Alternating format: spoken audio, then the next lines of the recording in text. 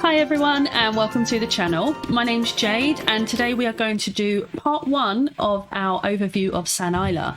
This is a Sims 3 world that I have created and I've waited so long to show you this.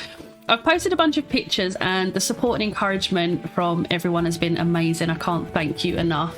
And it makes me even more excited to share this with you. Now, quick disclaimer, the world is about 90% done. There is a few more things I need to do just to finish it off and make it feel really complete. But I'll go through that with you as we go through the video. But just to start off, this overview will be of the world itself in-game, so you can kind of get a feel for what it looks like and the lots that are included. In part 2, we're going to take a closer look at each of the community lots in the different areas and also the Sims that come with the world. So to start off with, this is a large world and it's divided up into about 5 main areas. This first area that you see here I call the Embarcadero area, and this is basically like a coastal beachfront town area. The main lots we have here, you've got a theatre, you've got a cafe. This sort of plaza area has a gym and wellness centre, tattoo and salon.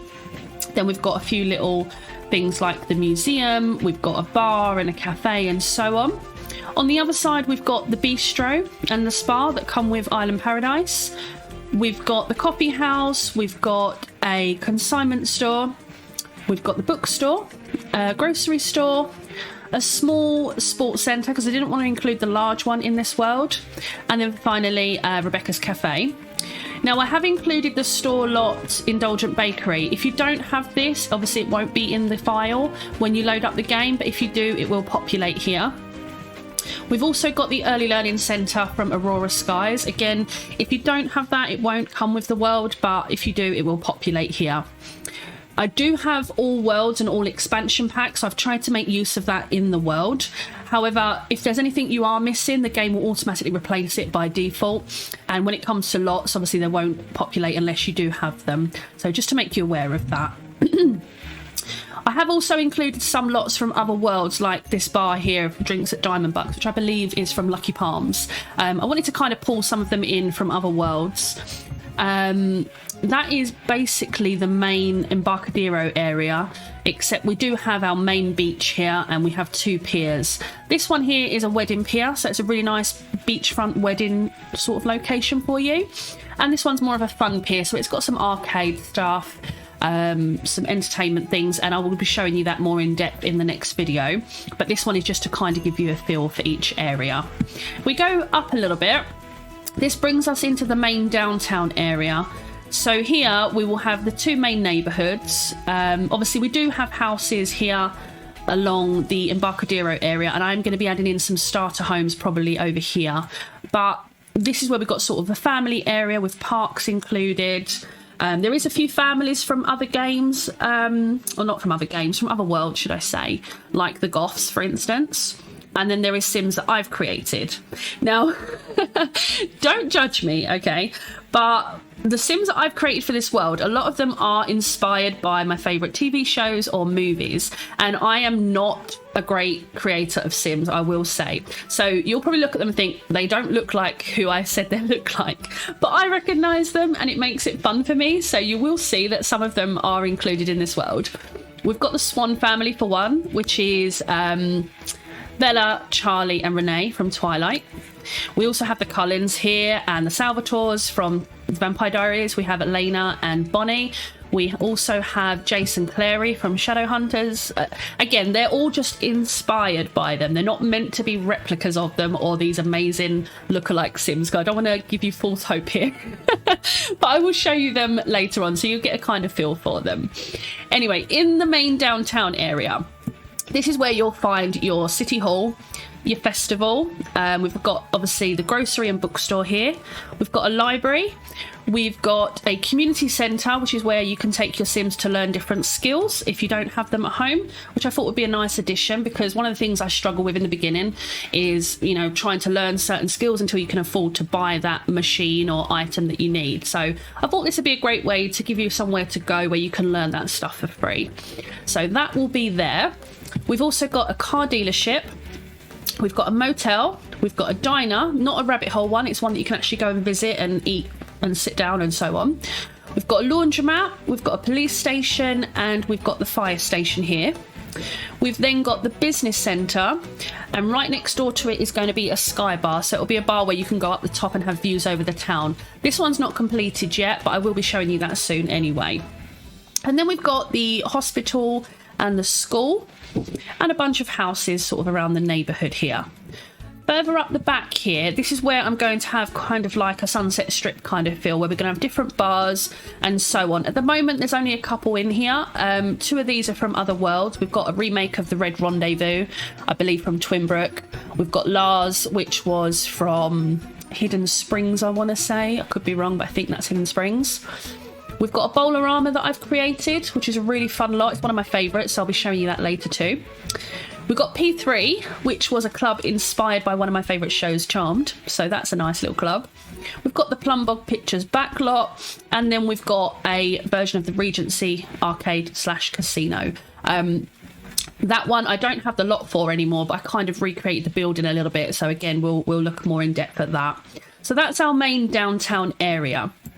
Now, I've kept this lot blank because this is intended to be used as a legacy lot. I do have a huge house that I've built for here, which I probably will include for the world. If you're familiar with the show Charmed, it's the house, the manor. I kind of made a version of it inspired by it, which I really love to use in the world. But I will include it. But obviously, if you want to use this as a legacy lot, then just bulldoze it or keep it blank, however you want to. If we go further up a little bit, this is sort of the mountain area. There's some houses along here, the Showtime Park. We've got another wedding venue, which is more of a chapel, and it's got really nice views over the forests and hills. We've got the Redwood Peak viewing area, which again is from Hidden Springs. I thought it was a nice spot to have it because it gives you really nice views over this whole town. And again, when we look at the lots in more detail in part 2, you'll see what I mean with that one.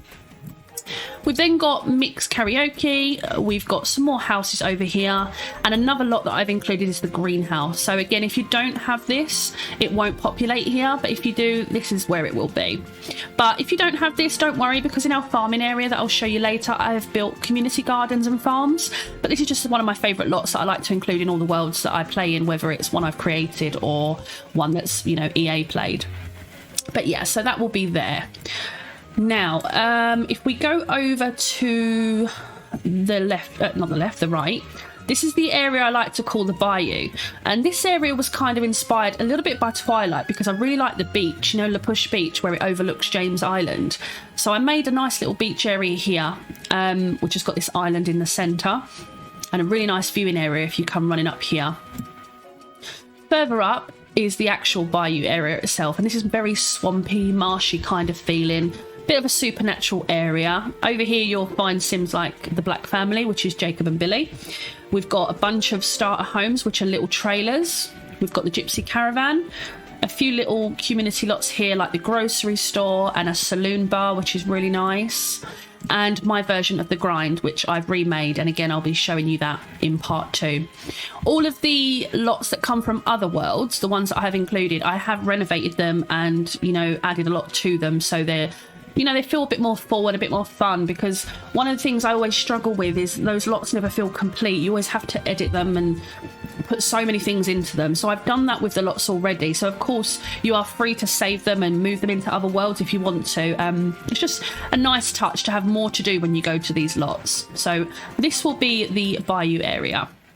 Now if we go further up north, this is the supernatural area. Now this still needs filling out quite a bit. I've only got a few residential lots in here and a supernatural park where you'll find the wishing well, the tree of prosperity and things like that.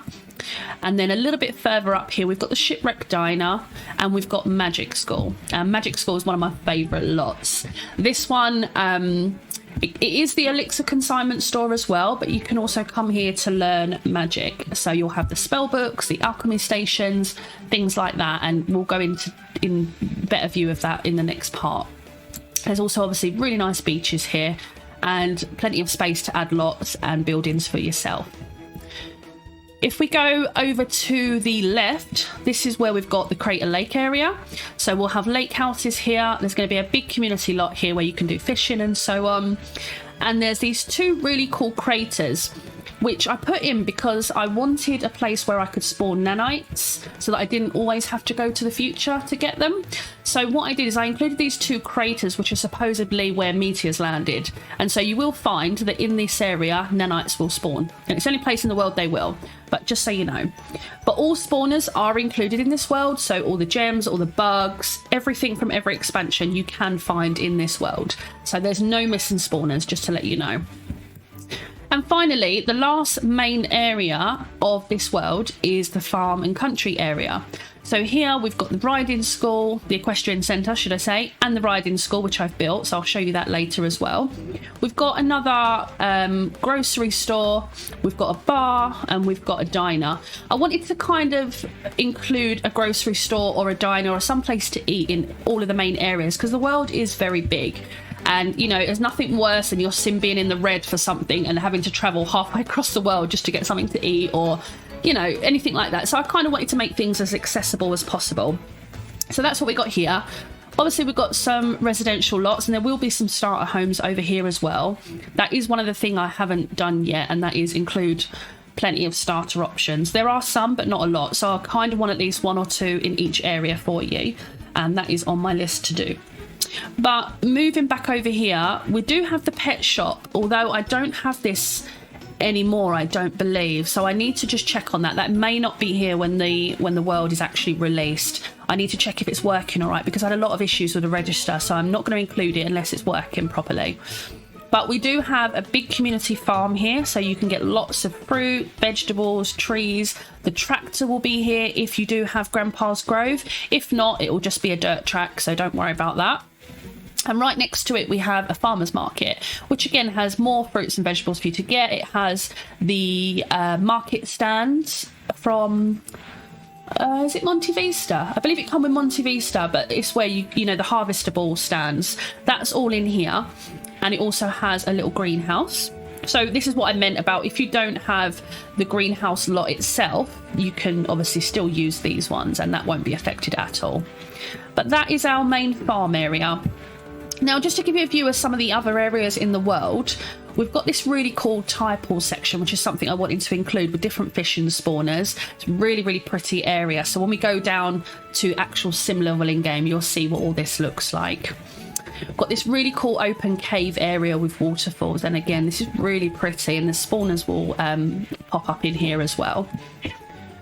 This, I didn't cover this, but connected to the farm area, we actually have a nectary here, and it also has like a vineyard out back where you can learn to create, you know, nectar and so on. But it also doubles as a sort of free hotel, I want to say, because there are rooms where you can go and stay here. So again, if you are doing like a rags to riches kind of thing, this is one of the places you can go to sleep if you need to. And there is other places in town that I'll show you after. Coming a little bit further down, right off the corner of the Embarcadero area, we've got a marina. So this is where the houseboats are. And I'm going to be adding a big community houseboat lot here, which will either be like a bar or maybe a floating hotel. I'm not 100% decided on how I want to do that yet, but that is one of the lots I'm going to be adding in very, very soon. I thought it'd be a nice, cool addition for this spot. We've also got a lighthouse lot here, which you will be able to obviously move into if you want to. But the lighthouse itself is here, and then a big lot in front of it for you. There's also loads of these little islands dotted about that you can put lots onto if you want, but some of them do already have lots like this one here. So we just moved down. We've got a pool lot over here, and we've also got the Serenity Retreat. So if you do have this, then that will populate here. There isn't many store lots that I've included because I don't really have many of them myself, but there are a few that I've included, like Serenity Retreat and the Bakery. But that one will be located on this island. Then again, we've got some smaller islands over here. Some more over here with lots for you if you want to use them. This one here is intended to be a resort, so that will be left open for you. And we do have dive lots in this world. There's 3 dive lots. This is the Blue Lagoon. Then we've got one, I believe, right up here. I have to remember where I put it. Yeah, one over here, Mermaid Reef. And then in the other corner, right over here, is the last one, which is Treasure Cove, and they are all complete. There's spawners in there, there's treasure chests for you to find, and lots of fun things like that. But yeah, so this is the overview of San Isla. So this just gives you an idea of what it looks like in game, all the lots that are in here. These two houses here, we've got the Salvatores. I didn't actually create this lot. I'll have to find the name of the creator that did, but I downloaded it off the exchange and then made the Sims for it. However, I absolutely love this lot and I will be including it with the world, and I obviously want to give credit to the creator that made it because it's just so well done. And we also have the Cullen house, again, from another really talented creator that I need to get the name of so that I can include it in here. But those two I put into the world. But yeah, I mean, I really love this world. It's been really fun creating it, and it has been a really long journey, I'm not going to lie. I did start this world back in 2019, but after a couple of months of trying to sort of rush through it, I didn't realise, you know, just how big this world is and how much work needed to go into it to fill it out. But after about a year and a half, I finally got back into it and started creating things a little bit at a time. And as of about a few months ago, I finally got to the point where I feel like it's finished now. It's just a few tweaks I need to do. The one main disclaimer I want to put in is there is no custom content in this game, except for hairs on the Sims. Custom Sims that I've made, like this one over here, you can't see it here at the moment, but I use custom hairs for, so if you don't have them, the game will just give you a random EA hair, so you might have to change it yourself. However, I will try and link the ones I've used, so if you do want to download them, you can. But I also wanted to make sure that there wasn't any custom content in the game so that it didn't affect people playing it. Because one of the issues I had when I first created the world is that I had a lot of custom objects in my own game. But then I thought, you know, if I share this world, unless people have all those items, it's not going to look the way I intended it to look. And some people don't like using custom content and shouldn't, you know, feel the need that they have to. So I thought I'll remove it all from the game, but I'll just keep the hairs for the Sims, because obviously that's a nice touch to have regardless. And the only other custom content is the cars in the dealership. Now, if you don't have these, it's not a big deal at all. They will just populate with the EA cars, so it's not a problem whatsoever. But everything else is just pure game and expansion pack items, nothing that you will need to download. But one of the reasons why it slowed me down from being able to release it as soon as I wanted to is that because I began creating this world with custom content, when I removed it all, obviously the game then replaced everything with defaults, and it wasn't, you know, looking how it was meant to. It was replacing it with different coloured items, different chairs and things that just, and windows that just looked really wrong. I'll give you an example. Like if I jump into this library, this is one of the lots I need to go in and edit, because since I removed those items, it's now replaced the windows with these really awful ones. So these are some of the final tweaks that I need to do before I release it. Just quickly go through the lot and make sure it's got the right windows and the right doors and stuff like that. So if we give it a moment just to load, these are not the windows that come with this lot. It will look a lot different in a good way once it's finished, but just give the textures a moment to load, because I did delete all my cache files before I loaded in. So hopefully it won't take too long. But yeah, that was a big issue that I wish I kind of thought about before I started creating the world, because it has made a little bit of extra work for me. However, you know, it's not a big deal. I'm very much a perfectionist, so I'd much rather have it where I feel really good about where it is than, you know, release it kind of half done. So I'd rather give it a little bit longer and make sure it's at a really good place. Okay, these do not want to load in for me, do they? Let's just see if we can speed it up a little bit. No. All right. Well, it's these windows, just in case it takes forever. It's these windows, but they're not the ones that are going to be on the lot. So when we go through part 2, oh, there we are. So yeah, you can see what it's done. It looks absolutely awful because it deleted the custom ones that I originally used when I built the lot and then replaced them with these. So I will be going through and I will be editing these. So please don't worry. Ignore this for now. This will not be in the final version of the world. It will look as intended. But yeah, so this is the basic overview, and in part 2 I'm going to take you through each of the areas and show you each of the lots in detail, so you can kind of get a really good feel for what they look like and how it's going to feel in game as well. If you've seen all the pictures that I posted on Tumblr or on Facebook or Twitter and so on, then you'll have an idea of what they look like. But if you would like to see them in game, then follow me to part 2. And once again, I just want to thank you for all your support and encouragement and such positive feedback. It means a lot to me, it really does, and I can't thank you enough. It's making me even more excited to finish this world finally and share it with you all, and I can't wait to see you all playing in this world and what you do with it. So yeah, thank you once again, and I will see you in the next one. Bye.